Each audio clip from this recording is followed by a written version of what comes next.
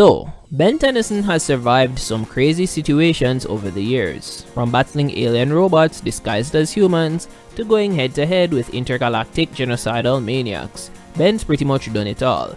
But here's the real question. Could he hold his own in the new Superman movie? Now, we're basing this breakdown on the information that we got from the trailer. We're breaking this down step by step. We'll analyze who Ben would likely face, the key elements from the movie, and rank the top 8 aliens from his Omnitrix that would give him the best shot at survival. Spoiler alert, things might get dicey. But before we get into it, feel free to shoot us a subscribe if you're new, and like the video if you think Ben can survive this movie. Superman seems to have quite the squad in this movie. We're talking about the likes of Guy Gardner, Hawkgirl, Crypto the Superdog, Mr. Terrific, and potentially Metamorpho.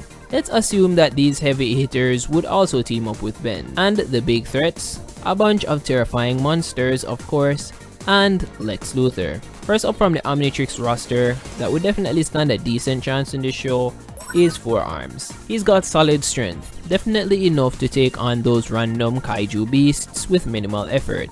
Plus, his fire resistance would make him a strong contender against the massive fire-breathing lizard from the trailer. And let's be real, Forearms' super strength and raw combat skills mean he'd probably handle those weather-controlling elementals without breaking a sweat. But here's the thing though, whatever managed to rough up Superman like that is going to need a lot more durability and strength than what Forearms can bring to the table. So yeah, he's great for more minor threats and warm-up rounds, but when it comes to real heavy hitters, we'd need a stronger alien from Ben's arsenal. Next up, we've got Cannonbolt. An absolute tank of an alien, his ability is to roll into a ball and build up crazy amounts of force, and that is nothing short of impressive. To add to that is his insane durability, like surviving re-entry into Earth's atmosphere without so much as a scratch. Crazy. You've got a real contender right here. And don't forget when he had enough power to take down a fusion of Omnitrix transformations in Kevin 11. Talk about overachieving. Against Kaiju, Cannonbolt could probably hold his own pretty well. He has destroyed a world-ending tick after all, and wiped out squads of robots and even carved through solid rock formations like it's nothing. Honestly, his ball form would likely let him bulldoze through those monsters we've seen so far. Now here's the kicker. While Cannonbolt could probably survive a battle that left Superman limping, it's no way that he's hanging with the big boys who are trading punches with Clark Kent himself. He's a solid option, but when it comes to those upper tier threats, yeah, it's time to look deeper into the Omnitrix. Next on the roster is Ghost Freak, and let's just say he's got a serious creepy factor working in his favor. With his phasing ability and moderate strength, he's already a big threat to anyone unlucky enough to face him. But his overpowered trick? Body position.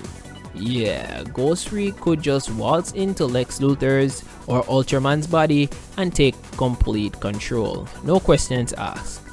That basically takes them out of the fight completely. Talk about a game changer. Now, here's the problem. How is Ghost Freak supposed to handle massive kaiju? Like, let's be real, his abilities are more suited for taking down more humanoid threats, not towering monsters. I mean, trying to possess a giant fire-breathing lizard, yeah, is not exactly in his playbook. Ghost Freak would have to lean heavily on his teammates to handle the destruction while he deals with more strategic threats. So while he's a fantasy wildcard, he's not exactly a frontliner against the monster mash. Big Chill swoops in as another heavy hitter. With ice powers and his intangibility, he could immobilize even the largest monsters without breaking a sweat.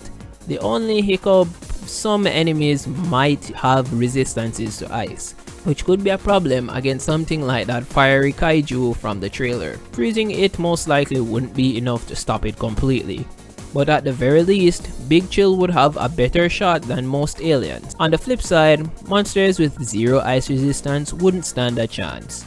They'd be frozen solid in seconds. Now, let's talk about Shockrock, who's not just a flashy name with high-end electric powers.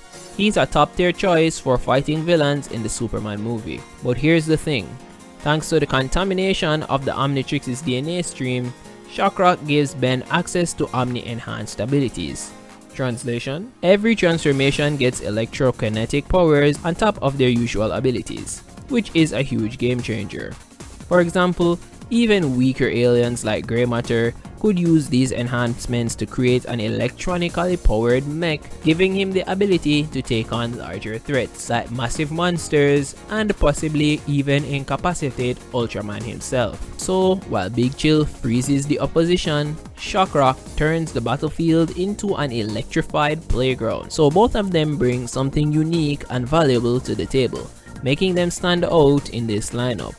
One alien that would truly come in handy in this situation though is Echo Echo. With his cloning powers, he's basically a walking pocket army, offering Ben a lot of flexibility in battle so long as the main body stays intact. Think of it like Naruto with his shadow clone. Not only that, but Echo Echo has one of the most broken abilities out there, and I'm talking about his sonic blasts. These blasts have been known to incapacitate heavy hitters like Superman and other major villains, so he's no stranger to bringing down the big boys.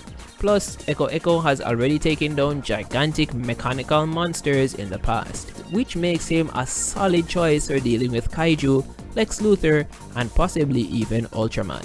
Alright, if you're still with me, make sure to hit the like button and subscribe if you're new, because we're about to dive into the top 3. Third place goes to Weibig, Ben's biggest and arguably one of his most powerful aliens. Weibig's massive size and strength would make light work of gigantic monsters Superman has to face, whether it's close combat or long range abilities with his space lasers. Weibig has the upper hand. The only issue could be the devices that Lex Luthor might whip up to counteract him, but the sheer power of Weibig would likely overwhelm anything Lex can throw at him. Taking on Ultraman would be an endurance test, but Weibig would definitely hold his ground. He is a solid pick. Coming in second is Omnitrix. This alien's wide variety of atomic powers make him a serious threat against those gigantic monsters.